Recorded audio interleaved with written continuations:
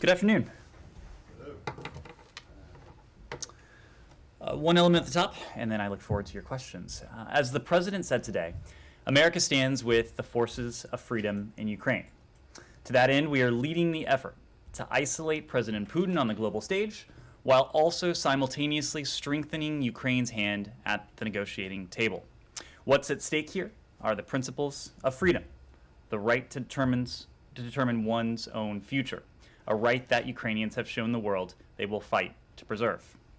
In recent weeks, the United States has sent $300 million in humanitarian aid, tens of thousands of tons of food and medicine for displaced families fleeing Russia's premeditated, unprovoked, and unjustified war. U.S. humanitarian aid personnel are on the ground in the region assessing needs in real time. And just as President Biden pledged we would, we have also surged security assistance to our Ukrainian partners so that they can defend themselves. As Russia began its military buildup last year, the United States delivered $650 million in military equipment to Ukraine, building on a growing security cooperation relationship dating back to 2014. As the conflict started, we sped $350 million more in equipment to help bolster Ukraine's defenses. Now this week, we are authorizing $1 billion more of arms and equipment, including types already used successfully by Ukraine's security forces to defend their country against Russian aggression. Today's announcement nearly doubles total security assistance to Ukraine since the beginning of the administration to more than $2 billion, enabling us to surge additional needed assistance, including anti-aircraft, anti-tank, anti-armor systems, as well as small arms and munitions used by Ukrainian security forces on the ground right now in their fight to defend their country. Among the items included in this new package are 800 Stinger anti-aircraft systems, 2,000 Javelin, 1,000 light anti-armor weapons, and 6,000 AT-4 anti-armor systems, 100 tactical unmanned aerial systems, 100 grenade launchers, 500 rifles, 1,000 pistols, 400 machine guns, and 400 shotguns, in addition to over 200 million rounds of small arms and ammunition and grenade launcher and mortar rounds, and more. In addition to the U.S.-produced short-range air defense systems the Ukrainians have been using to great effect, the United States has also identified and is helping the Ukrainians acquire from our partners and allies additional longer-range systems on which Ukraine's forces are already trained, as well as additional munitions for those systems.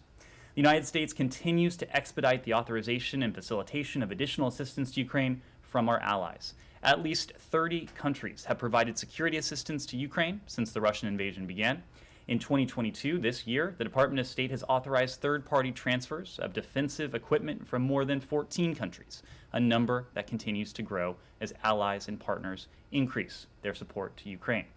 As the president said, this could be a long and difficult battle, but America will be steadfast. America will continue to answer the call. The United States, our allies and partners, we are united in supporting Ukraine in its time of need. With that, happy to take your questions. Thanks, Dan.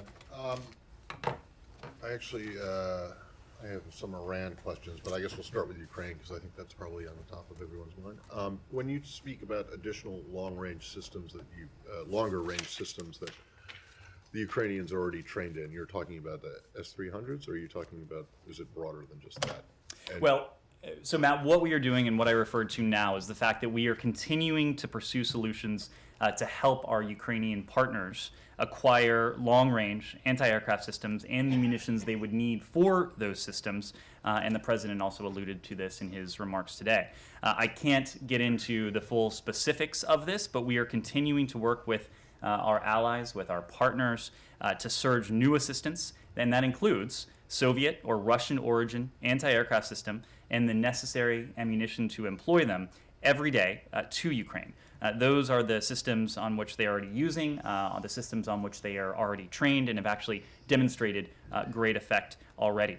We have said that we welcome assistance from countries around the world. As I mentioned a moment ago, more than 30 countries across the globe have provided defensive security assistance to Ukraine. The United States has, the Department of State, I should say, has authorized the provision of U.S. origin equipment from at least 14 countries, but we know that many more are standing up. But this isn't U.S. origin. That's correct. That's correct. So without getting into the actual nitty-gritty specifics of what systems they are and what countries, although it would be nice to know what countries you're in discussions with about this, what does the U.S., if anything, have to do to facilitate the transfer of such systems? And secondly, are you close to reaching an agreement with any of the potential donor countries? What do we have to do to facilitate the transfer legally, of non-U.S. origin Correct. equipment? First, for U.S. origin equipment, of course, there are waivers that are necessary given ITAR provisions and other applicable provisions. The Secretary has repeatedly, with more than 14 countries, authorized the provision of such U.S. origin equipment to our Ukrainian partners, and we've done so on an extremely expedited basis, turning those around in the course of a day. When it comes to working with countries that may have Russian-made, Soviet origin equipment, obviously that is not equipment for which we would need to provide any sort of waiver or any sort of formal paperwork. What we are doing, however, is sharing our assessment of the security needs that our Ukrainian partners have. Precisely the needs they have, the threat they are under, the types of fires and munitions that they are enduring from President Putin's forces, and working with them to determine what they may have in their inventories, to marry that with what we have in our inventories, with our knowledge, with their knowledge of what the Ukrainians already have, the training they already have, to determine the most effective package that will allow them to defend themselves. Well, can you say if you're close to an agreement with any, or is it? We are having these discussions every day. 30 countries around the world have already provided security assistance to Ukraine, and we're having these discussions Okay, and then daily. the last one is just that if a deal is struck, and I realize it's a hypothetical, so you probably won't answer, but let me try anyway. If you do get a country X or country Y, or both X and Y, to provide Ukraine with these systems, is the U.S. prepared to make up for those? Because presumably, if country X and Y give those systems to Ukraine, the Russians most likely aren't going to want to sell them replacements, right?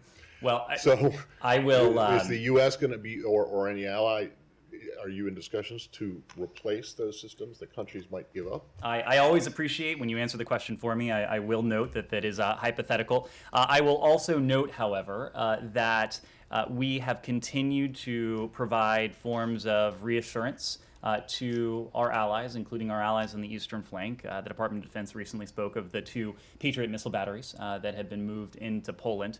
We know that countries that are valiantly standing up, that are providing defensive weaponry from their own stocks, they too have their own security needs. When it comes to the NATO alliance, certainly we will continue to stand by our NATO allies to make certain that NATO has the power, the capability to defend itself. Yes. Just a quick one. I have a follow-up, but I think there are drones in the package of new equipment. I wonder if you can confirm that there are these Switchblade drones are part of that, and any details you can give. I've seen quite a bit of reporting over the last 24 hours on that particular system. I think I understand why when you see the video of it. Look, I can't confirm particular systems. The president did speak of, or we did speak of, tactical unmanned aerial systems. We provided and are providing 100 of those systems.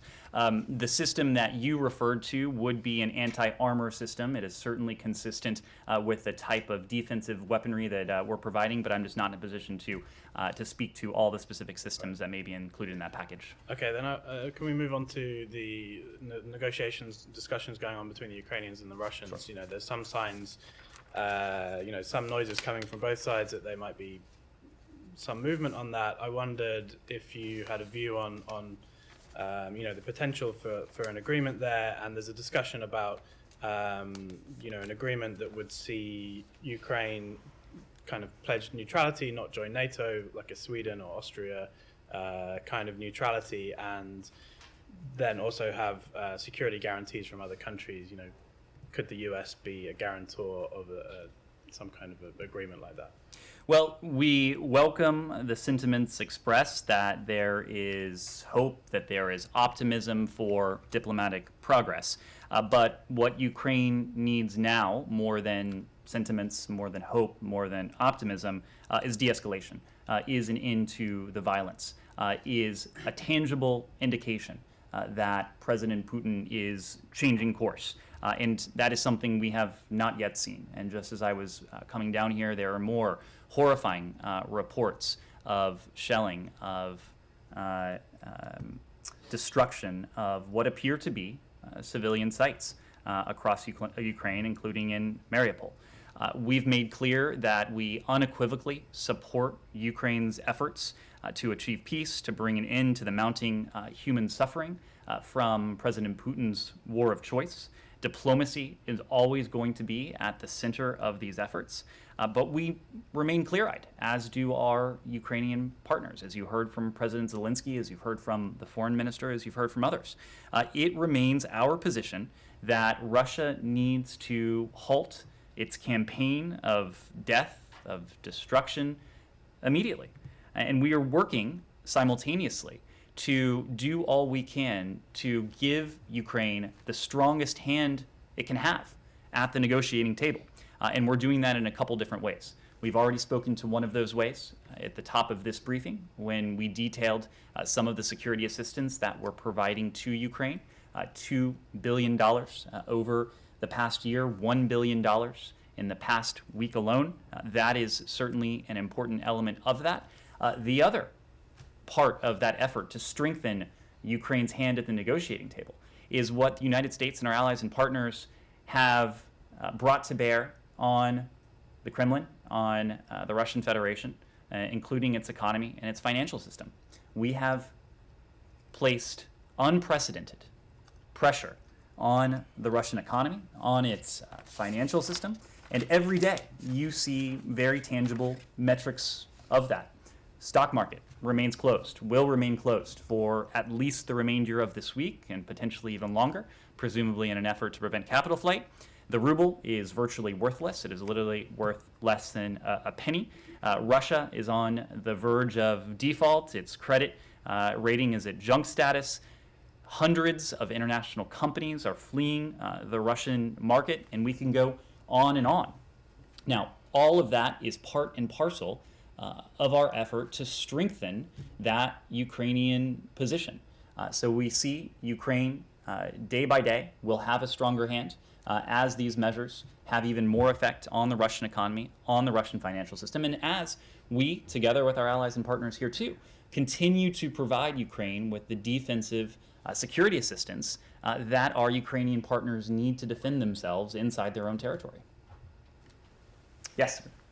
I just wanted to dig on that a little further, Ned, because certain export controls exist on some of these systems that the two gentlemen mentioned. And so is the State Department going to take the lead in talking to allies and easing those export controls or maybe changing them altogether? And especially given Ukraine's desperate need, how can you work through those obstacles to maybe get them their aid that they need faster, especially with export? Well, I think we have proven throughout the course of this conflict and even before it that we are not going to let any sort of technical barrier stand in our way. And I have already spoken to the expedited procedures that we have used to approve the provision of U.S. origin equipment to Ukraine. We have done that in many cases with less than 24 hours notice. The fact that it was just a couple weeks ago that we announced an additional $350 million in security assistance to Ukraine within 4 or 5 days. More than 70% of that vast sum had already been delivered. So I think that speaks to the fact that we are breaking through not only what might be otherwise burdensome bureaucratic processes and hoops, but we are doing so with alacrity. Here in this department, our colleagues at the Department of Defense are doing the same, and we know that our allies and partners around the world are doing the same on their end, precisely because we recognize the urgency with which our Ukrainian partners need these defensive supplies. So if there are procedures that we need to go through here at the department or elsewhere within the government to see to it that appropriate and effective systems are provided to our Ukrainian partners, whether that is from our stocks, whether that is U.S. origin material from the stocks of our allies and partners, or material that is non-U.S. origin that may even be Russian-made or Soviet origin. We will see to that. Yes, sir.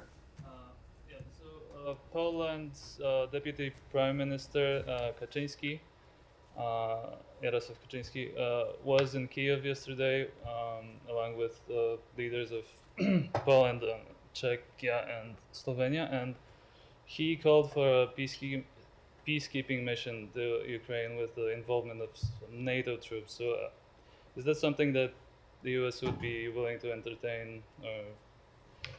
And somewhat relatedly, President Zelensky yesterday said that he would like to see more leaders coming to visit him there. Are there any chances of U.S. officials doing that? So on your first question, of course, it's not up to us to speak for NATO.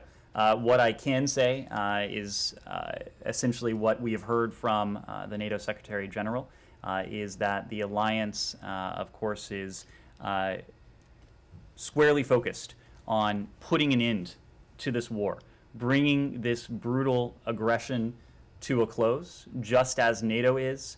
We are intently focused on doing the same.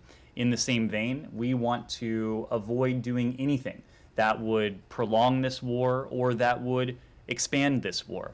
And having American service members on Ukrainian territory, American pilots in Ukrainian airspace, NATO service members on Ukrainian soil, NATO pilots in Ukrainian airspace, of course, that has the potential not to bring this war to a close, but to expand it to something that is even larger and much more grave in terms of its implications.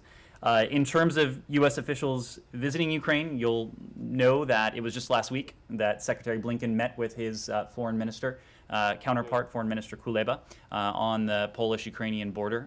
They actually conducted part of that meeting on sovereign Ukrainian soil, the very sovereignty that Ukrainians are so valiantly and bravely and courageously standing up to defend. Right, but it's a little bit different than going to Kyiv and meeting with Zelensky, stepping across the border. I mean, not that it wasn't a symbolic show of support or anything, but there are no plans to do similar to what the three European... The White House has announced plans for the president to go to Brussels. Yeah. That is the only presidential travel I'm aware of at the moment. Okay, well, but I'm talking about lower than the president.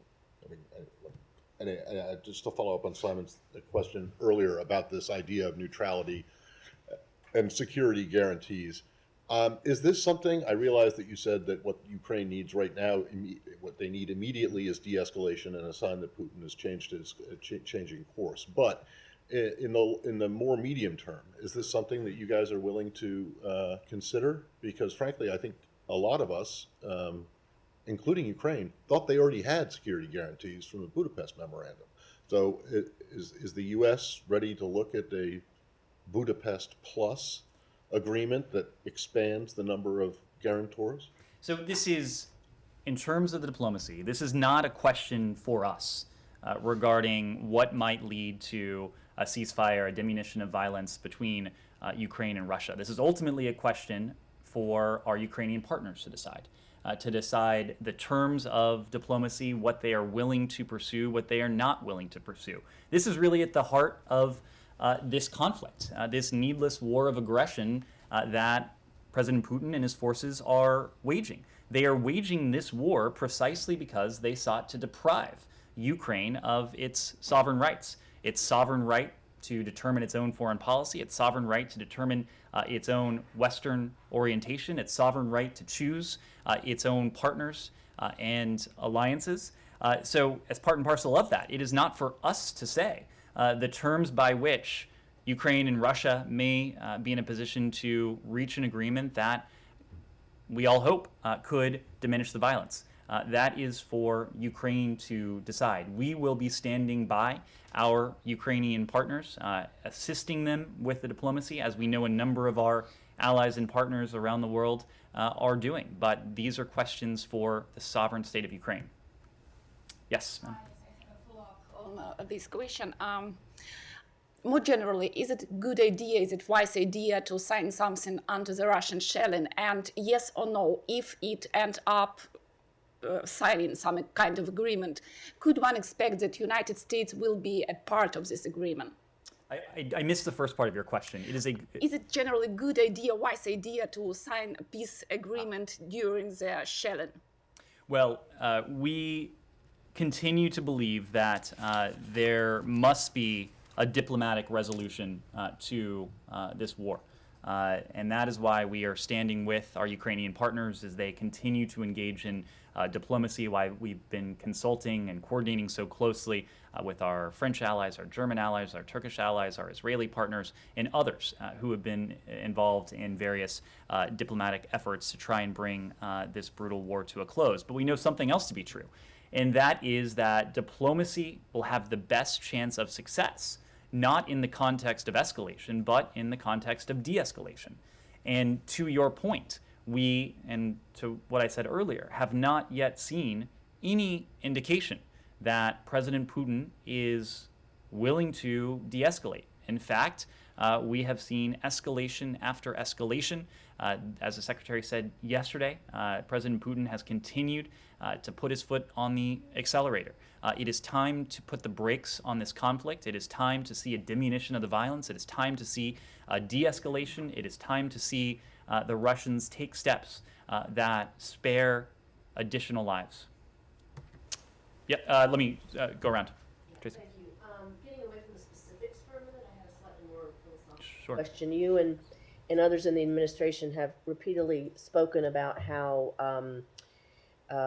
united you and your NATO allies are. And my question is whether you think this is a permanent resolution of the differences and frictions that came up with NATO and the United States over the last 4 years, or if this is sort of a unique convergence of events and there will still be a lot more work to do in terms of U.S. working with NATO.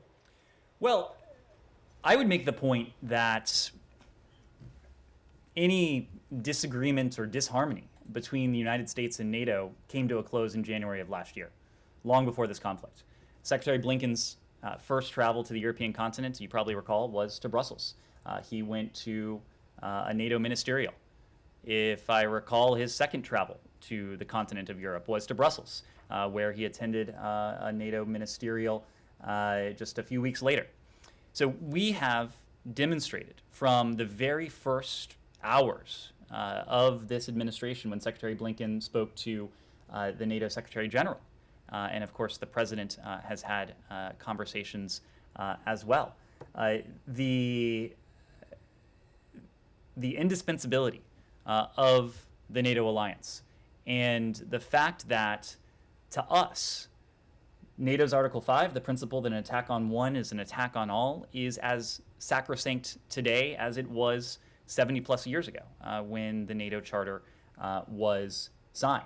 Now, I think it is true that the alliance, in the build-up and in the wake of Russia's aggression, is as united, as focused, and as purposeful as it has been since the end of the Cold War.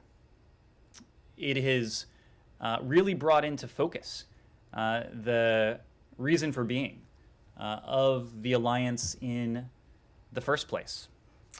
I also think, and I'll let countries speak for themselves, but this brings up once again the point that President Putin, through his actions, has in fact precipitated everything that he has sought to prevent. And a number of countries that just a few short months ago probably would have demurred if asked about any NATO aspirations have given different answers. Of course, I think that the value of NATO, its purpose, its reason for being today is as in focus as it ever has been. Yes? I know it's not your department per se, but so today's call between Jake Sullivan and General Patrushev, is this not because this is the first, correct me if I'm wrong, but if this is the first high-level contact since the beginning of the invasion, so is this not a positive signal, or that the sides are, coming together, or how are we supposed to interpret that? I wouldn't quite characterize it in quite those terms. I won't speak for the White House. They will speak to their own engagements. What I can say is that the last time Secretary Blinken had been in contact with his counterpart was in the immediate aftermath of the potential meeting in Geneva coming down. And this was, of course, right in the midst of the start of the Russian invasion of Ukraine. And I say that I might characterize this contact a bit differently because, as the White House laid out, the National Security Advisor outlined in very clear terms for his counterpart our commitment to continuing to impose costs on the Russian Federation, our commitment to continuing to support the sovereignty and the territorial integrity of our Ukrainian partners. He also took advantage of the conversation to make very clear that there would be significant consequences and implications were the Russian Federation to use chemical or biological weapons in Ukraine. So I think this speaks to the fact that there are some very weighty, very consequential issues that are now on the table. There are some very weighty concerns that we have, and so we are not going to pass up an opportunity to convey those concerns and to convey the potential implications if we think that direct contact is in our interest. Paul. Can I go to Iran? Sure. So where are we? The Iranians say there's two issues left, which presumably are that they want guarantees from the U.S. and they against another policy change, and they want the IRGC to be cleared of being named a terrorist group. Can those issues be bridged, and do you expect them to be bridged soon? And secondly, what do you think of Britain's ability to get back its hostages and the coincidental timing of them releasing Iranian funds? So to your first question, we do think the remaining issues can be bridged. We do think, and as we said before, we have made significant progress. We are close to a possible deal, but we're not there yet. From our end, we are not going to characterize the number, the nature of these remaining issues precisely because we are at a very delicate stage. We want to do everything we can to see to it that to determine if a mutual return to compliance with the JCPOA is in the offing, and it would need to be in the offing in the short term. As we've said, there is little time remaining given the nuclear advancements that Tehran has made that over time would obviate the non-proliferation benefits that the JCPOA conveyed. So this is an issue that needs to be worked urgently. It is an issue that has had our urgent attention for some time now. We still continue to believe that a mutual return to compliance would be manifestly in our interests, and we are going to find out in the near term whether we're able to get there. When it comes to the news you referred to today, let me just say that we welcome the news regarding British citizens Nazanin Zaghari Ratcliffe and Anoush Ashuri. We, of course, would refer you to our British counterparts for specific questions on their status. When it comes to our efforts, we continue to work night and day to secure the release of our wrongfully detained citizens, and that includes U.S.-UK citizen Murad Tabaz. Simply put, Iran is unjustly detaining innocent Americans and others, and Tehran should release them immediately. Securing their release is an utmost priority for this administration. We call upon Iran to make urgent progress toward the release of wrongfully detained U.S. citizens. I can tell you that Special Envoy Malley and Special Presidential Envoy for Hostage Affairs Karstens. They have been regularly speaking with the families of our detainees. They'll continue to do so, particularly to pass along the status of any progress to bring their loved ones home. In fact, they spoke with the families of all 4 wrongfully detained U.S. citizens just yesterday. Does the British release of funds to Iran make it more difficult for you to obtain the release of Americans without doing the same kind of gesture? Well, this was a sovereign UK decision. We were not a party to this decision. It doesn't change the fact that we are going to continue working night and day to do everything we can to bring our citizens home. Yes, Rich. Thanks, Ned. Also, this is my first time in the briefing this week, and I want to thank you for your thoughtful words yesterday, for the support of the State Department for our colleagues, for Ben Pierre and Sasha, and all the support that you've given us. And I know it means a lot to the bullpen, it means a lot to Fox, and it means a lot to me. So thank you for that. Rich, it's why we're here to help citizens, to help those in need. So we've welcomed the good news. We hope to hear more of it. Great, thank you. Moving on to an Iran question, there's a report in Axios that the administration is considering removing the IRGC from the FTO list in return for a public commitment from Iran to de-escalate in the region. Is that something that you can confirm? It's not something I can speak to. It's not something I can speak to beyond the fact that there are 2 key issues at the heart of these negotiations. On the one hand, you have the nuclear commitments that Tehran would need to adhere to were it to resume full compliance with the JCPOA. On the other side of the ledger, you have the sanctions relief that the United States, working with our P5+1 partners, would be prepared to provide if we were to achieve a mutual return to compliance with the JCPOA.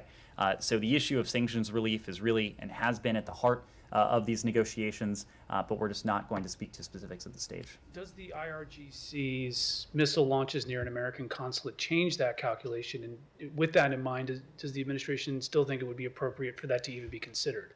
What it underscores for us is the fact that Iran poses a threat to our allies, to our partners, in some cases to the United States, across a range of realms. The most urgent challenge we would face is a nuclear-armed Iran, or an Iran that was on the very precipice of obtaining a nuclear weapon. Every challenge that we face and would face from Iran, whether that is its support for proxies, its support for terrorist groups, its ballistic missile program, all of those challenges would become all the more difficult to confront if Iran were in the possession of a nuclear weapon.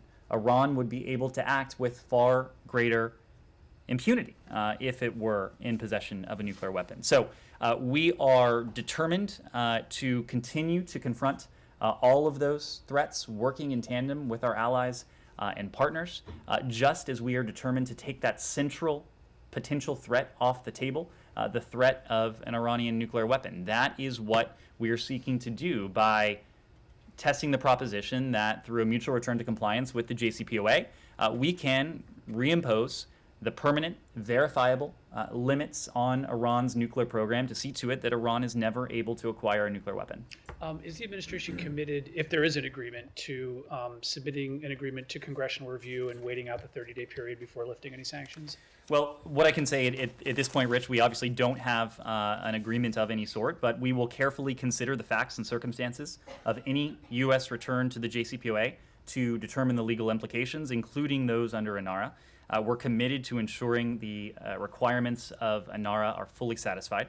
The president believes that a bipartisan approach across our foreign policy, and we've been heartened to see this on a number of issues recently, including on Ukraine, with a $13.6 billion in appropriations, a large chunk of which we spoke to today. But we believe that a bipartisan approach to our foreign policy, including to Iran, is the strongest way to safeguard U.S. interests in the long term. And we have reached out at all levels to members of Congress and their staffs to discuss our approach to Iran this very week. There have continued to be briefings on the Hill. Special Envoy Malley, Brett McGurk at the White House, others are deeply committed to this continued close engagement with Congress in a bipartisan manner during the negotiations and for whatever comes next. But that sounds as though you're not committing to another review. It should sound as though we are committed to ensuring the requirements of INARA are fully satisfied. But that doesn't mean that you're submitting it. I mean, that's not a pledge to Nah, submit it to that as- through that review process. As I said before, we don't have a deal. Yes. This is a hypothetical, but if and when there is any sort of agreement, we are committed to ensuring the requirements of INARA are fully satisfied. Yesterday, you were a bit circumspect about Foreign Minister Lavrov's comments with the Iranian foreign minister at their meeting in Moscow, in which he said, he suggested, his comments appeared to suggest at least that the last-minute Russian objections or their concerns about Ukraine sanctions essentially bleeding over into the JCPOA, that those were resolved. You said that you didn't think there was really ever an issue in the first place, but have you gotten any more clarity from, not directly from the Russians presumably, but through anyone else that this issue is in fact now resolved and the Russians won't blow a deal up? Well, what I will say is that we have spoken to a very small number of outstanding issues. In addition to, call it what you will, I think Mr. Burrell called it external factors. Right. So there have been external factors in addition to outstanding issues. Even if these external factors are fully resolved, and without speaking to them in detail, we've seen the comments from senior Russian officials that would seem to suggest that they are in a different place, have been in a different place over the past couple days than they might have been a few days before that. Even if external factors are removed, we still have some ways to go until and unless we're able to. Understood. But as far as your understanding is that those external factors are now reduced or no longer there? These external factors were not about us in the first place, so it would not be our place to comment on whether they're resolved or not. And then I think I can probably guess your answer to this question, but I just want to know, today is the day that that the Secretary is supposed to make a determination as to whether to continue the protection for former Secretary Pompeo and Special Envoy Hook. Has he done that? And if he has, what did he decide? Well, Matt, we don't discuss the specifics of protective operations. As you know, Congress has approved authorities that allow the Department of State to protect former or retired senior department officials if the Secretary, in consultation with the Director of National Intelligence, determines that the official faces a credible threat from a foreign power or the agent of a foreign power arising specifically from duties that former official pursued while employed by the Department of State. And so under Section 7071 of the Appropriations Act, again, the Secretary in consultation with the DNI determines and then reports to congressional leadership and the appropriate congressional committees if a former or retired senior State Department official would receive protection. We have up to $30 million in appropriated funds to be made available if such a determination is made. But I think you can understand why we wouldn't speak publicly to whether we have made such a determination, as that would potentially pose a security issue. Well, not only would it potentially pose a security issue, but it would also be problematic if you were to lift a FTO designation against the IRGC when they're, in fact, if you determine that the threats that they have made to those two men continue to exist. You heard from the National Security Advisor. It was a statement he issued, I believe, on January 9th, where he made crystal clear that any effort to harm a U.S. citizen, be it on U.S. soil, anywhere in the world, whether that person was a former official, current official of any party, it is something we would take extraordinarily seriously. There is nothing we take with more gravity than the protection, the safety of U.S. citizens. So I will leave it at that. Yes, Simon. Kind of come back to Ukraine, but specifically the meeting that the National Security Advisor held with his Chinese counterpart in Rome Assistant Secretary Crittenbrink, you said was there. He's now returned to Washington, I believe, and I guess had time to debrief you on that, or debrief the department on that. Is there anything more you can tell us about? We understand the message that was given in that meeting, that there are these concerns about China supporting Russia's war in Ukraine, but at the conclusion of the meeting or coming out of that meeting, what's your reading on what China's view is going forward on supporting Russia and Ukraine, and whether they're giving material support? So it's not for us to characterize what the PRC view on this or any other issue may be or is. It is for us to characterize the messages that were conveyed very clearly in the course of our diplomacy. And as I indicated 2 days ago now, one of the reasons, probably the most important reason, we convene at high levels with our PRC counterparts is to ensure that those lines of communication remain open.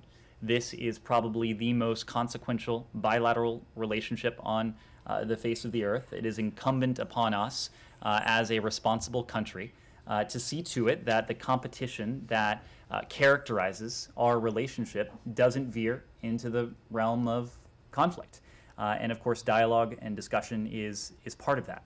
When it comes to the PRC's approach to Russia and Ukraine, a number of countries, the vast majority of the world's countries, have stood up with and for our Ukrainian partners. They have stood up against President Putin's aggression against Ukraine.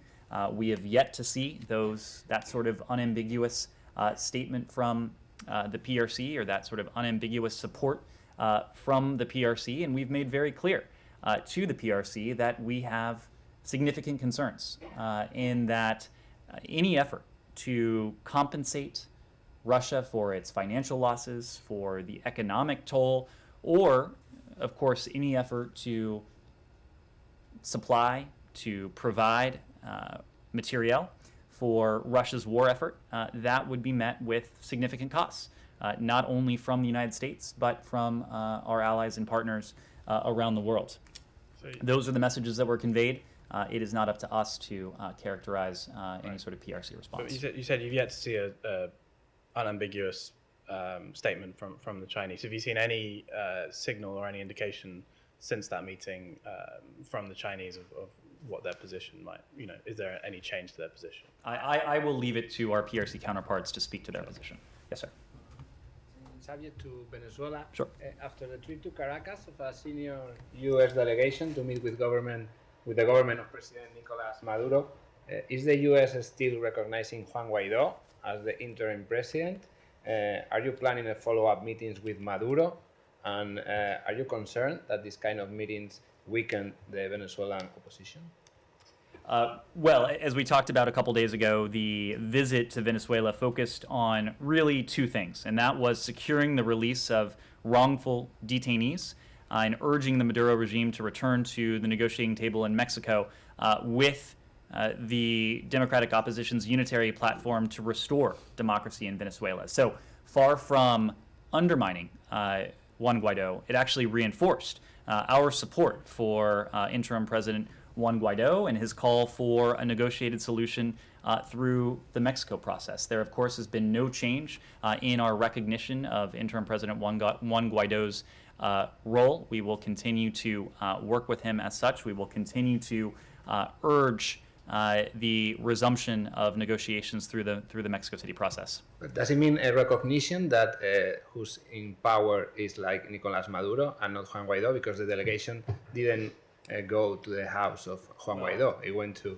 meet Maduro officials. In one way, it was a recognition that it was the Maduro regime that was and continues to hold Americans unjustly against their will. It, of course, was not Juan Guaidó or the unitary platform that held and continues to hold unjustly American detainees. So if we seek the return of Americans who are held unjustly against their will, in that case, we met with the party that was holding them. Thank you all very much.